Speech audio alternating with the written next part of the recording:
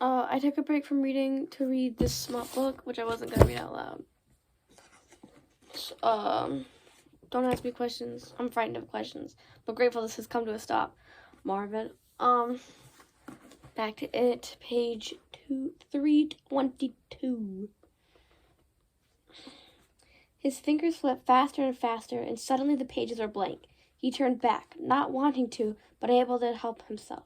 There was a picture of downtown Derry, Main Street and Canal Street, from around 1930, and beyond it there was nothing. "There's no school picture of Georgie in here," Richie said. He looked at Bill with a mixture of relief and exasperation. "What kind of line are you handing me, Big Bill?" What? This picture of downtown in the olden days is the last one in the book.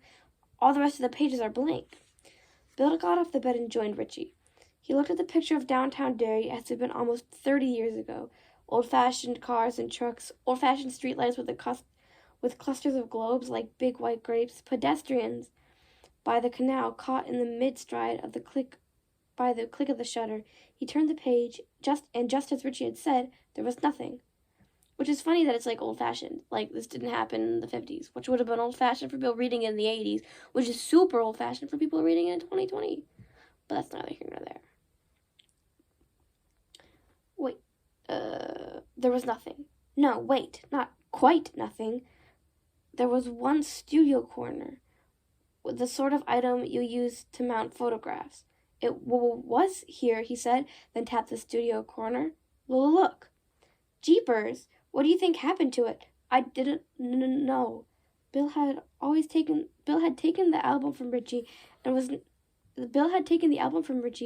now holding it on his own lap. He turned back through the pages, looking for Georgie's picture. He gave up after a minute, but the pages did not. They turned themselves, flipping slowly but steadily, with big, deliberate, rifling sounds.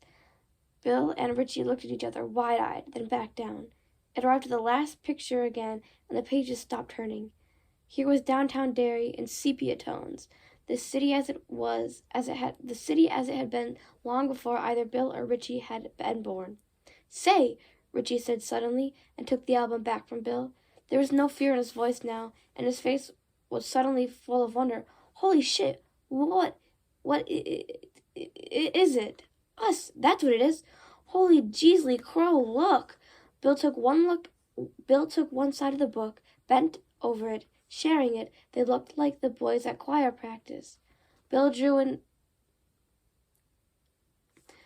one side of the book, bent over it, sharing it. They looked like boys at choir practice. Bill drew in breath sharply, and Richie knew he had seen it too. Caught under the shiny surface of this old black-and-white photograph, two small boys were walking along Main Street towards the point where Main and Center intersected, the point where the canal went underground for 1.5 miles or so. The two boys showed up clearly against the low concrete wall at the edge of the canal. One was wearing knickers. The other was wearing something that looked almost like a sailor suit, a tweed cap with perch on his head. They were turned in 3/4 profile towards the camera, looking at something on the far side of the street. The boy in the knickers was Richie Tozer, beyond a doubt, and the boy in the sailor suit and the tweed cap was stuttering Bill. They stared at themselves in a picture almost 3 times as old as they were, hypnotized. The inside of Richie's mouth suddenly felt as dry as dust and as smooth as glass. A few steps ahead of the boys in the picture, there was a man holding the brim of his fedora, his topcoat frozen forever as it flapped out behind him in a sudden gust of wind. There were Model Ts on the street, a Pierce Arrow, Chevrolets with running boards. I don't believe it," Bill began, and that was when the picture began to move, which is crazy. Moving pictures? It's giving Harry Potter. Anyways. The Model T that should have remained entirely in the middle of the intersection, or at least until the chemicals in the old photo finally dissolved completely, passed through it, a haze of exhaust puffing out of its tailpipe. It went on towards Up Mile Hill. A small white hand shot out of the driver's side window and signaled a left turn. It swung into Court Street and passed beyond the photo's white border and so out of sight. The Pierce Arrow, the Chevrolets, the Packards, they all began to roll along, dodging their separate ways through the intersection. After 28 years or so, the skirt of the man's topcoat finally finished its flap. He settled his hat more firmly on his head and walked on. The two boys completed their turn, coming full face, and a moment later Richie saw what they had been looking at as a mangy dog came trotting along the center street. The boy in the tailor suit, Bill, raised 2 fingers to the corner of his mouth and whistled. Stunned beyond any ability to move or think, Richie realized he could hear the whistle, could hear the car's irregular sewing machine engines. The sounds were faint, like sounds heard through thick glass, but they were there. The dog glanced toward the boys, then trotted on. The boys glanced at each other, then laughed like chipmunks. They started to walk on. Then Richie and Knickers grabbed Bill's arm and pointed toward the canal. They turned in that direction. No, Richie thought. Don't do that. Don't. They went to the low concrete wall, and suddenly the clown popped over its edge like a horrible jack-in-the-box. A clown with Georgie Denborough's face, his hair slicked back, his mouth a hideous grin full of bleeding grease paint, his eyes black holes. One hand clutched 3 balloons on a string. With the other, he reached for the boys in the sailor suit and seized his neck. No, no, no, Bill cried, and reached for the picture, reaching into the picture. Stop it, Bill, Richie shouted and grabbed for him, but it was too late. He saw the tips of Bill's fingers go through the surface of the photograph and into that other world.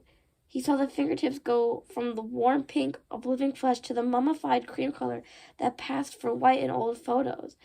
At the same time, they became small. At the same time, they became small and disconnected. It was like the peculiar optical illusion one sees when one thrusts a hand into a glass bowl of water. The part of the hand under water seems to be floating, disembodied, inches away from the part which is still out of the water. A series of diagonal cuts slashed across Bill's fingers at the point where they ceased being his fingers and became photo fingers. It was as if he had struck his hand into the blades of a fan instead of a picture. Richie seized his forearm and gave a tremendous yank. They both fell over. George's album hit the floor and snapped itself shut with a dry clap. Bill stuck his fingers into his mouth. Tears of pain stood in his eyes. Richie could see the blood running down his palm to his wrist in thin streams. Let me see, he said. Hurts, Bill said. He held his hand out to Richie, palm down. There were ladder-like slash cuts running up his index, second, and third finger. The pinky had barely touched the surface of the photograph, if it had a surface, and although the finger had not been cut, Bill told Richie later that the nail had been neatly chipped as if with a pair of manicurist scissors. Jesus, Bill, Richie said. Band-aids. That was all he could think of. God, they had been lucky. If he hadn't pulled Bill's arm when he did, his fingers might have been amputated instead of just badly cut.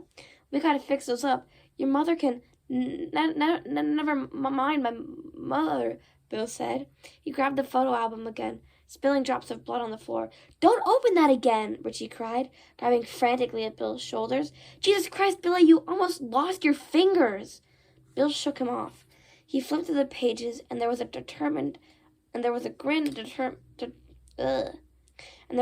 determination on his face that scared Richie more than anything else. Bill's eyes looked almost mad. His wounded fingers pricked at Georgie's album with new blood. It didn't look like ketchup yet, but when it had a little time to dry, it would. Of course it would. That's such a weird detail. I'm sorry. I don't know if I fuck with Stephen King's writing style. Because I have all the opinions. And here was the downtown scene again. The Model T stood in the middle of the intersection. The other cars were frozen in places they had been in before. The man walking towards the intersection held the brim of his fedora, his coat once more belled out in mid-flap. The 2 boys were gone. There were no boys in the picture anywhere, but... Look, Richie whispered and pointed. He was careful to keep the tip of his finger well away from the picture. An arc showed just above the low concrete wall at the edge of the canal, the top of something round, something like a balloon. They got out of Georgie's room just in time. Bill's mother was a voice at the foot of the stairs and a shadow on the wall. Have you boys been wrestling? She asked sharply. I heard a thud. Just a little, Mom. Bill threw a sharp glance at Richie. Be quiet, it said. Well, I want you to stop it. I thought the ceiling was going to come right down on my head. Ooh, ooh, we will. They heard her go back to the front of the house. Bill had wrapped his handkerchief around his bleeding hand. It was turning red in a moment would start to drip. The boys went down to the bathroom, where Bill held his hand under the faucet until the bleeding stopped. Cleaned, the cuts looked thin but cruelly deep. Looking at their white lips and the red meat just and the red meat just inside them made Richie feel sick to his stomach. He wrapped them with band-aids as fast as he could. Hurts like hell, Bill said. Well, why'd you want to go in and put your hand in? Well, why do you want to go in and put your hand in there, you wet end? Bill looked solemnly at the rings of band-aids on his fingers, then up at Richie. It was the clown, he said. It was the clown pretending to be Georgie. That's right, Richie said. Like it was the clown pretending to be in the mummy when Ben saw it. Like it was the clown pretending to be that sick bum Eddie saw. The leper. Right. But it's really a clown? It's a monster, Richie said flatly. Some kind of monster. Some kind of monster right here in Derry. And it's killing kids. On a Saturday, not long after the incident of the dam and the Barrens, Mr. Nell, and the picture that moved, Richie, Ben, and Beverly Marsh came face to face with not only one monster, but two, and they paid to do it. Richie did anyways. These movies were scary, but not really dangerous. They stalked their victims on the screen of the Aladdin Theater while Richie, Ben, and Bev watched from the balcony. Do they have balconies in movie theaters anymore? Do they? Is it? Oh, sorry. I'm just used to theater balconies. Because I'm an idiot.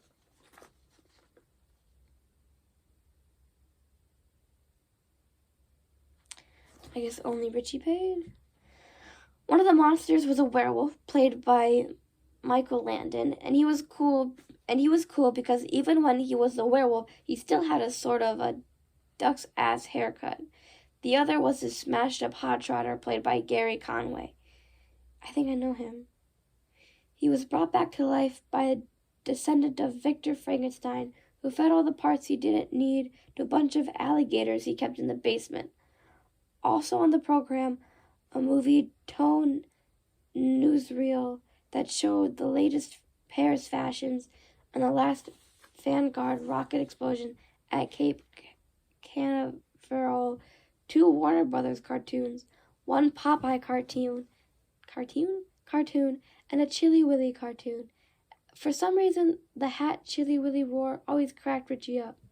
My voice hurts. I don't know what I'm doing, but talking out loud, I think I'm just straining my vocal cords. I'm done.